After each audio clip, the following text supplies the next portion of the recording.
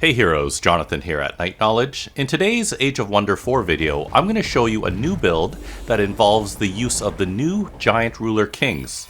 This build focuses on sea supremacy, incredible income from each province, and having a giant king army that was able to fight and win impossible battles 3 turns in a row, which has never happened for me until now.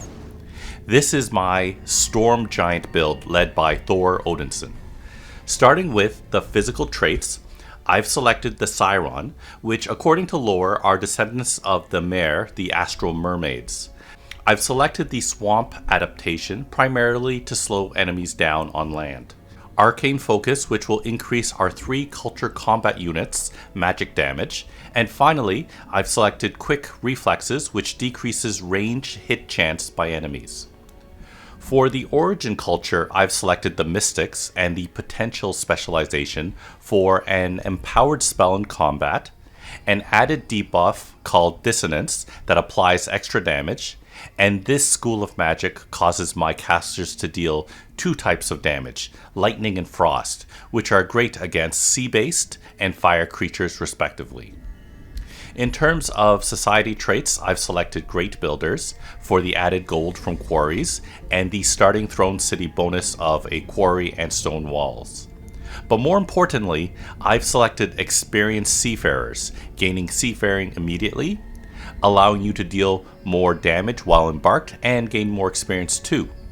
Despite all these bonuses, I've mainly selected this society trait for the bonus to gold, food, and draft on provinces with a coast, river, or water. Remember this because there will be more bonuses to come. The starting Tome of Magic that I've selected is the Tome of Evocation for Lightning Focus, a caster buff, Lightning Blades for a melee unit buff, Fulmination and AoE lightning spell, and a mid to end game world spell called Lightning Torrent to debuff armies from lightning, allowing you to deal more damage in combat. We've selected the Storm Giant King and Death Knight class using a Warhammer to deal AoE damage in melee. The ruler will throw lightning at enemies, normally taking out half their life, and then casting a strong single target spell to hopefully kill them outright in 1 turn. Our goal is to annex provinces with rivers or water that, as a Storm Giant King, also gives an additional +1 food and +1 mana. And when those aren't nearby, to use the Summon Storm Runespell spell that adds a river each turn to a province within a 2-province radius. The other Tier 1 tome we'll select is the Tome of Cryomancy that gives Frostblades, a melee unit buff, Ice Coffin, a combat freeze spell, and Blizzard, a world army spell that does damage and reduces resistances. In Tier 2, we'll select the tomes of Dungeon Depths and Construct. The Dungeon Depths is a Materium Tome of Magic that, with a clay forge made in the underground, will allow us to draft unique clay constructs. Raiders of the Deep gives our units a buff while underground or on the overworld, and Dungeon Hazard is another army spell that we'll use around mid or end game. I like the Tome of Construct for the Bronze Golem, a Tier 3 polearm unit, Linked Minds, a minor race transformation that gives immunity to flank and distracted if next to a construct, and Compounding Defense, which gives a bonus to other melee units. In Tier 3, we select the tomes of Terramancy and Amplification. The Tome of Terramancy has the Crushing Earth spell, a huge single target damage spell. Leyline Focus is a caster buff that increases damage by 30%, and Summon Rock Giant is a crazy Tier 4 mythic unit. Spells to look out for in the Tome of Amplification includes Frenzying Focus, a caster buff, Chain Lightning, a strong AoE spell, and Astral Blood, a minor race transformation that increases crit chance.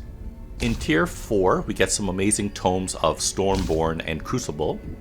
Stormborn, which provides the Naga transformation, our major race transformation, giving a slew of water-themed bonuses.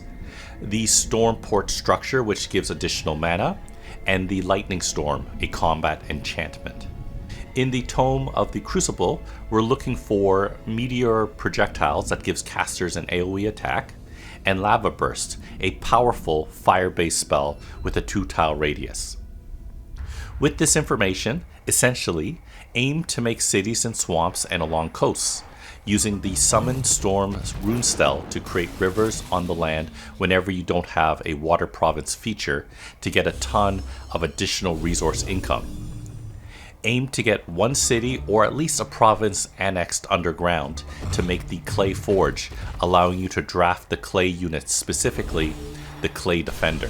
Focus on clearing all enemies on the water, including infestations, and focus on the summon and hurl lightning trees specific to the Giant King ruler to distract enemies and deal a ton of magical damage to them. Once you have enough mana, you can start using the powerful world spells that will deal damage to enemy armies and debuff them, allowing you to deal additional damage to them in combat. And that completes the build. As I said, I was able to fight 3 impossible battles, one turn after another, by just turtling, and I was able to use the high-powered Giant King along with powerful magic every turn to pull out a win from the jaws of defeat.